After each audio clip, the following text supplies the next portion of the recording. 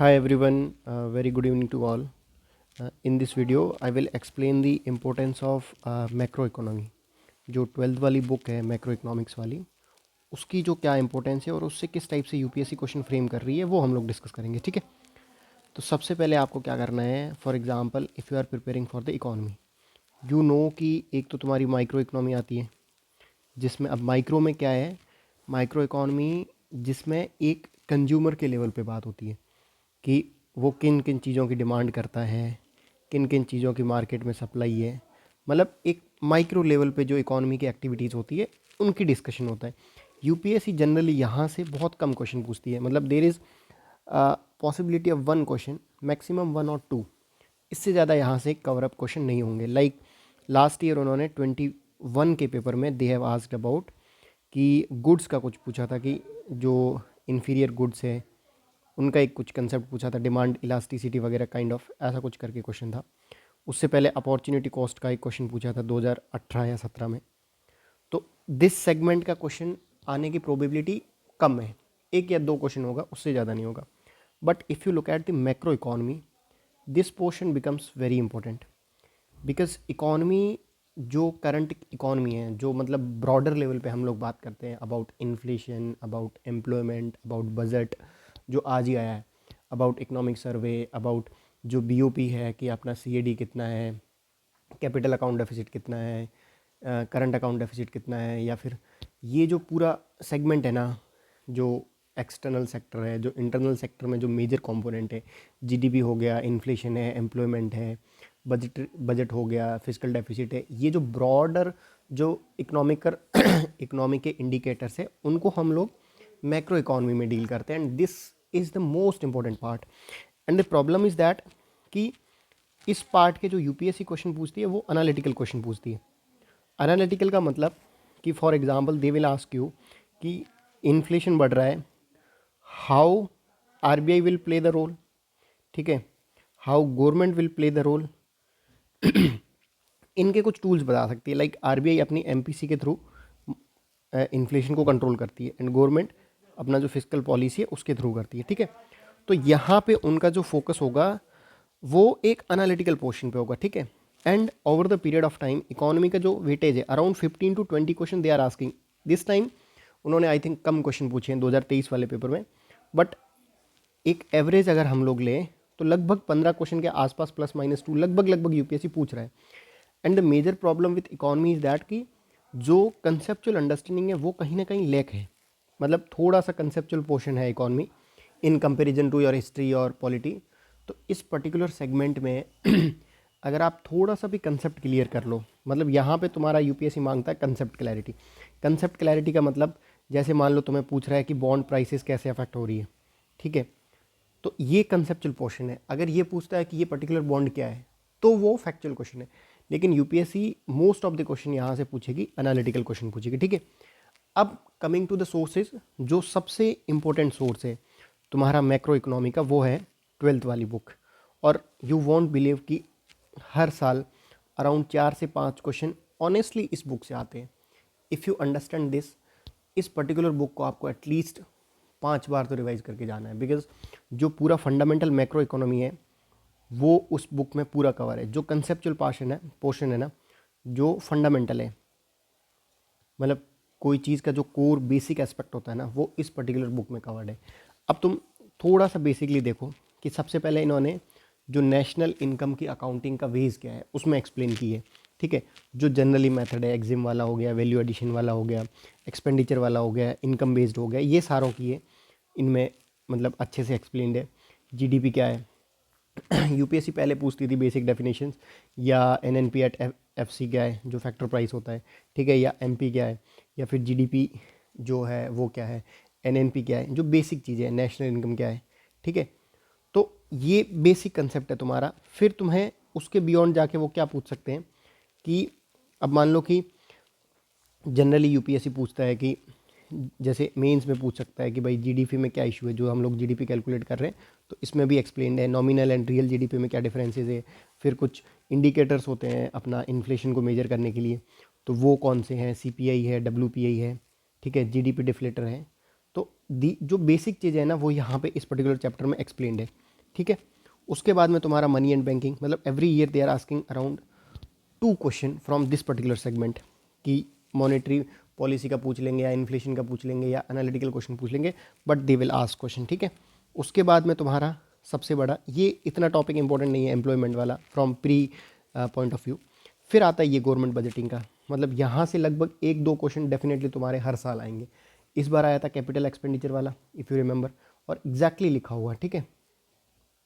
कभी कभी वो आ जाता है कि भाई रेवेन्यू एक्सपेंडिचर में क्या है, कैपेक्स का कौन सा पार्ट है, ठीक है। तो इस टाइप से फिर जैसे 2020 में एफआरबीएम वाला आया था कि एफआरबीएम बजट के साथ एक डॉक्यूमेंट पेश होता है, वो कहाँ से लीगली मैंडेटेड है, गेटिंग इट। तो आई होप कि आपको चीज़ें समझ आ रही है। फिर बैलेंस ऑफ पेमेंट 2 से 3 question every year they are asking from this segment. तो इस पर्टिकुलर बुक में आपको ये चैप्टर 5th एंड 6th पढ़ना है, 4th को यू कैन लीव, इसको पढ़ने की कोई नीड नहीं है। 3rd एंड तुम्हारा 2nd, मतलब देर आर ओनली 4 चैप्टर्स जो आपको पढ़ने हैं, ठीक है, इस पर्टिकुलर बुक में। और 4 चैप्टर अगर आपने शिद्दत से पढ़ लिए तो तुम्हारा major portion of the economy हो जाएगा। उसके बाद क्या करना है will discuss, but in this particular video will discuss only जो 12th वाली इकॉनमी है, उसको कैसे बेस बना के आपको इकॉनमी को स्ट्रेंथन करना है, ठीक है। आई होप कि आपको चीज़ें समझ आ रही है। अब मैं आपको क्या थोड़ा सा वो एक ब्रॉड व्यू दे देता हूँ कि कहाँ से क्वेश्चन आते हैं, ठीक है। अब ये 23 वाला पेपर है, लेटेस्ट वाला, ठीक है। इन्होंने पूछा है कि स्टेरिलाइजेशन वाला कंसेप्ट क्या है, आरबीआई का पूछा, ठीक है। यहाँ पे देखो, फिर इन्होंने पूछा कि इन्फ्लेशन के टाइम आरबीआई क्या करती है, ठीक है, घुमा फिरा के वही बात है, आरबीआई का रोल, ठीक है। ये एनालिटिकल क्वेश्चन है, क्वेश्चन का नेचर समझो, ठीक है। उसके बाद में आओ नीर एंड रीर, ठीक है, ये 2022 का आई थिंक पेपर, नीर एंड नीर वाले उसमें आया हुआ है। ये सारे क्वेश्चन हैं जो इस बुक से आया हुआ है, ठीक है। देन ये आ गया कैपेक्स वाला, ठीक है। तो ये कैपिटल एक्सपेंडिचर अभी गवर्नमेंट फोकस कर रही है, लाइक लास्ट ईयर 10 ट्रिलियन था कैपेक्स पे फोर्स, इस बार था कि 11 या 12 ट्रिलियन अपने को कैपेक्स पे फोकस करना है, ठीक है, जो कैपेक्स लेड ग्रोथ हो रही है प्रेजेंट टाइम में, ठीक है। तो वहाँ से क्वेश्चन उठ गया था कि बेसिक कैपिटल एक्सपेंडिचर है तो क्या, ये तो पता होना चाहिए ना बंदे को, तो that's why this question was asked, ठीक है। ये आई थिंक 2023 का क्वेश्चन है, ठीक है। उसके बाद में दिस क्वेश्चन, लेटेस्ट क्वेश्चन 2023 का, कि इन्फ्लेशन को कौन कंट्रोल करता, ठीक है। आई होप कि आपको चीज़ें समझ आ रही हैं। फिर आओ 20, ये आई थिंक 2 और 1 के साथ में ही है, ठीक है। फिर यहाँ पे इकोनॉमिक रिसेशन में क्या करता है, मतलब जब तुम्हारी इकॉनमी डाउन में हो उस टाइम में गवर्नमेंट क्या करेगी, ठीक है। तो ये तुम्हारा क्वेश्चन है फिस्कल पॉलिसी का, सेम चीज़ें घुमा फिरा के either they last monetary policy या पूछेंगे फिस्कल पॉलिसी, ठीक है। देन कमिंग टू डिवेल्यूशन का क्या इम्पैक्ट है, ये सारा कुछ मैक्रो इकोनॉमी में अच्छे से एक्सप्लेन है। That's why I am talking कि ये जो भी मैं डिस्कस कर रहा हूँ, this all these question are there in the जो 12th वाली मैक्रो इकोनॉमी की बुक है उसमें, ठीक है। गवर्नमेंट की बॉन्ड यील्ड, बॉन्ड की प्राइसेस वगैरह, वो कंसेप्ट अच्छे से एक्सप्लेंड है।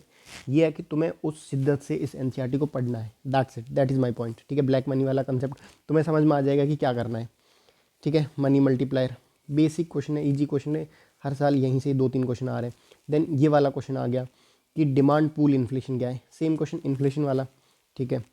उसके बाद आओ इसमें कि मोस्ट इन्फ्लेशनरी क्या है, मतलब आधे क्वेश्चन तो इन्फ्लेशन पे पूछ रहे हैं वो लोग, ठीक है, क्योंकि इन्फ्लेशन है गवर्नमेंट की कहीं ना कहीं एक मेजर इकोनॉमिकल वो इंडिकेटर चलता है काफ़ी टाइम से न्यूज़ में, मतलब कभी अब बाई मंथली वो आता है कि इन्फ्लेशन कितना है कितना नहीं है, अभी करंट में 5.69 है, ठीक है, सीपीआई वाला ही डेटा। तो यू शुड नो कि सीपीआई में क्या क्या चीज़ें कैलकुलेट होती है, डब्ल्यूपीआई में क्या कैलकुलेट होती है, क्या गैप्स होते हैं, वो सब कुछ, ठीक है। उसके बाद में यहाँ पे देहावाज की लेंडर ऑफ लास्ट रिजॉर्ट क्या है, सेम आरबीआई का कंसेप्ट, ऊपर भी उन्होंने आरबीआई का पूछा था कि आरबीआई क्या करेगी, स्टेबलाइजेशन वाला ऑपरेशन हो गया, ठीक है, इन्फ्लेशन को कॉल कंट्रोल करता है, ठीक है। तो ultimately they are more interested in जो मनी सप्लाई वाला कंसेप्ट है, जो इन्फ्लेशन वाली चीज़ है, जो आरबीआई का रोल है, उन सब में, ठीक है। Then coming to this particular NCERT जो 12th वाली है मैक्रो इकॉनमी, अब यू नीड टू अंडरस्टैंड कि जो फंडामेंटल सोर्सेज है ना, they are the most important, मतलब they are the building blocks of your preparation, you have to understand this. मतलब तुम करंट के पीछे इतना भागोगे, एंड मेरा 3 प्री का एक्सपीरियंस ये बोल रहा है कि करंट सच में इतना रोल नहीं प्ले करता जितना तुम उसको इंपॉर्टेंस दे दियो, ठीक है। Just focus on your basics, basics मतलब जैसे ये 12th वाली एनसीईआरटी हो गई, ज्योग्राफी की 4 एनसीईआरटी हो गई, उन पे फोकस करना है, ठीक है। अब देखो यहाँ पे लेंडर ऑफ लास्ट रिजॉर्ट, ये सारी उसी की है। आरबीआई क्या करता है, यहाँ पे देखो RBI controls the money supply in the economy in various ways, money supply control कर रही है, दैट मीन्स वो इन्फ्लेशन को कंट्रोल कर रही है, सिंपल एज दैट। ये अंडर द लाइन पढ़ना है तुम्हें, मतलब वो एसएससी वाला एस्पेक्ट नहीं पढ़ना है कि भाई बिल्कुल रटना है, तुम्हें समझना है कि आरबीआई क्या करती है, ठीक है। ये दोनों क्वेश्चन ऊपर कवर्ड थे। देन लीगल डेफिनेशन, अब ये उसी में है, मेरी साइड से कोई ऐड नहीं है, ये सारा उसी से मैंने स्क्रीनशॉट लिए थे कुछ, सो दैट यू नो कि हाँ भाई एक्चुअली चीज़ें पूछ रहे हैं। यहाँ पे उन्होंने एक 2020 का क्वेश्चन पूछा था, एग्रीगेट मॉनिटरी रिसोर्सेज वाला क्वेश्चन, कि जब 1 लाख रुपए निकालोगे इकॉनमी से तो क्या इम्पैक्ट पड़ेगा। एंड क्लियरली इन्होंने बोला है कि M3 is equal to aggregate monetary resources. अगर M3 देखोगे तो तुम्हें समझ में आ जाएगा कि तुम टाइम डिपॉजिट जो भी निकाल रहे हो तो उसका इम्पैक्ट कुछ नहीं पड़ेगा, इकॉनमी पे कोई मेजर इम्पैक्ट नहीं पड़ेगा, ठीक है। अब सेंट्रल बैंक का पूछा है, it controls the money supply of various of the countries through various methods. Same बात वही ऊपर जो मैंने दिखाया था कि इन्फ्लेशन को कंट्रोल करती है। तो माई पॉइंट इज़ दैट ना कि क्वेश्चन यहीं से आ रहे हैं, इसी पर्टिकुलर उस बुक से आ रहे हैं जो बेसिक्स क्वेश्चन है, ठीक है। ये लीगल टेंडर वाला क्वेश्चन ये आया था 2018 में, और एग्जैक्ट यही लाइन पूछी थी कि can not be refused by any citizen of the country for settlement of any kind of transaction. Exact यही उसका आंसर था, ठीक है। बाकी सारे ऐसे ही स्टेटमेंट बनाए हुए थे। तो माई पॉइंट इज़ दैट कि कल को क्या पता वो फिएट मनी पूछ सकते हैं, ठीक है। तो ये ध्यान में रखना है, ठीक है। कैपिटल एक्सपेंडिचर उन्होंने बोला है कि क्या कैपिटल एक्सपेंडिचर होता है, पहले डिफाइन किया है, देन एनसीईआरटी क्या बोल रहे हैं कि लैंड है, बिल्डिंग है, मशीनरी है, इक्विपमेंट्स है, investment in share and loan and advances by the central government to the state and union territory, ये कैपिटल एक्सपेंडिचर में आता है। अपन जनरली सोचते हैं कि कैपिटल एक्सपेंडिचर मतलब कुछ ना कुछ बिल्टअप होगा, अगर लोन ले रहे हो तो वो कैपिटल एक्सपेंडिचर में नहीं आएगा, लेकिन एनसीईआरटी क्या बोल रहा है, अगर तुम लोन ले रहे हो वो भी आएगा, शेयर्स में इन्वेस्ट कर रहे हो वो भी आएगा, गेटिंग इट। तो जो जो ऊपर वाला क्वेश्चन था अभी मैंने दिखाया था 2023 वाला, वो तुम्हारी ये एनसीईआरटी में ही है, कहीं बाहर नहीं है, ठीक है। उसके बाद में ये क्वेश्चन आया था 2020 में कि अलॉन्ग विद बजट जो एफआरबीएम में एक फिजिकल रिस्पॉन्सिबिलिटी, वो आई थिंक ये आया था medium term physical policy statement, ये वाला कुछ कि कहाँ से लीगली मैंडेटेड है, ठीक है। तो ये उसी का बजट का ही वो है, स्क्रीनशॉट है उसी पर्टिकुलर चैप्टर से, ठीक है। तो ये वाला क्वेश्चन तुम्हें यहाँ मिल जाता।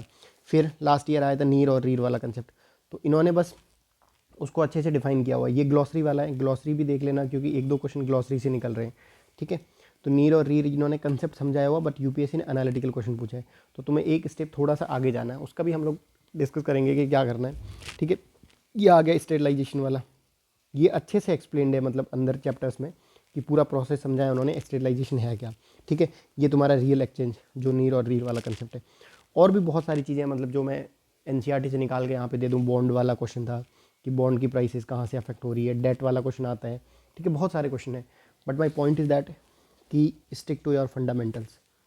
अगर तुम्हें एक्चुअली निकालना है पीटी, फंडामेंटल तुम्हारा अगर 15 क्वेश्चन आ रहे हैं मान लो इकॉनमी से, तो फंडामेंटल अगर ये एनसीईआरटी है 10th वाली एनसीईआरटी है पढ़ ली है, तो तुम्हारे 10 to 11 क्वेश्चन आराम से निकल जाएंगे। कुछ ऐसे वो मतलब एक रैंडम क्वेश्चन होंगे, like this time they have asked beta करके, जो फाइनेंस मार्केट वाला क्वेश्चन था कि बीटा कैसे क्या आप समझते हो, तो वो वाले रैंडम क्वेश्चन होंगे, वो सबके लिए रैंडम होंगे, but your basics should be strong, ठीक है। फिर करंट अफेयर्स को इतना फोकस नहीं करना, मतलब यू कैन डू 70-30 या इवन 80-20। अब जैसे मान लो कि तुमने, और करंट अफेयर करना कैसे है, जैसे मान लो यू नो कि भाई मनी सप्लाई वाला इंपॉर्टेंट है उनके लिए, ठीक है। मनी सप्लाई है, करेंसी है, आरबीआई का रोल वगैरह है। तो इस बार आया था जो डिजिटल करेंसी वाला कंसेप्ट था, तो इंस्टेंटली तुम्हारे माइंड में जाना चाहिए कि this is from our theme, जो इंपॉर्टेंट है उससे आ रहा है question, getting it. That means कि हमें इस पर्टिकुलर चीज़ को पढ़ना है। आई होप कि आपको ये चीज़ समझ आ रही है। कल को मान लो कोई डेटा है कि सीएडी इंडिया का बहुत हाई है, जो करंट अकाउंट डेफिसिट है, ठीक है, तो यू शुड नो बेसिक्स कि बेसिक क्या है यार। अब गवर्नमेंट ज़्यादा फोकस कर रही है कैपिटल एक्सपेंडिचर से, तभी उन्होंने that's why they have asked कि कैपिटल एक्सपेंडिचर का क्या मतलब वो है, कौन कौन सी चीज़ें कैपेक्स में होगी। तो पॉइंट इज़ कि जो चीज़ें चल रही है उनका फंडामेंटल क्लियर करना, एंड उनका क्लियर तुम्हारा कहाँ से होगा, जो 12th वाली बुक है मैक्रो इकोनॉमी वाली, वहाँ से, ठीक है। उसमें ऑलमोस्ट ये जो 4 चैप्टर है उसमें तुम्हारा जो बेसिक मैक्रो इकोनॉमी के फंडामेंटल्स है वो वहाँ पे कवर्ड है, ठीक है। तो आई होप कि आपको चीज़ें समझ आई होगी कि फंडामेंटल जो बेसिक एनसीईआरटी है उससे किस टाइप से यूपीएससी क्वेश्चन फ्रेम करता है और उनकी क्या इंपॉर्टेंस है। मतलब अगर एक एनसीईआरटी आपको 4 से 5 क्वेश्चन दे रही है, तो आई थिंक ये सबसे बेस्ट सोर्स है इन कंपेरिजन टू जो भी आप मंथली मैगजीन पढ़ रहे हो 150 पेजेस की, और इसमें 150 पेज ही नहीं होंगे, हार्डली इसके 100 पेजेस होंगे जो 4 चैप्टर के हैं, और उनको 4-5 बार पढ़ना है, तो तुम्हारा ऑलमोस्ट इकॉनमी जो मेजर पोर्शन है 80% इकॉनमी यहाँ से हो जाएगा।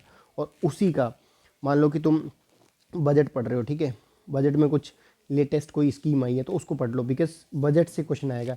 ये जो 4 चैप्टर है, मान लो बीओपी पढ़ रहे हो, कल को कुछ कोई ऐसा कुछ बॉन्ड वॉन्ड आता हो या फिर कुछ ना कुछ मतलब एक्सटर्नल सेगमेंट में कुछ न्यूज़ में हो, तो उसको देख लो, या आईएमएफ का कोई रोल हो, आईएमएफ ने कुछ किया हो तो उसको देखना है। मतलब जो ये टॉपिक्स है ना उसी से लिंक्ड करंट अफेयर देखना है, ठीक है। Got it. आई होप कि आपको ये चीज़ समझ आई होगी। आपका कुछ भी डाउट हो तो यू कैन कमेंट बिलो। बाकी मिलते हैं अगले वीडियो में।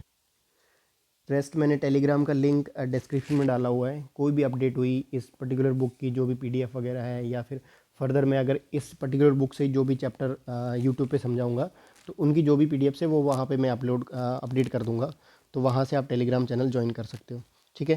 Thank you so much for the watching. मिलते हैं अगले वीडियो में।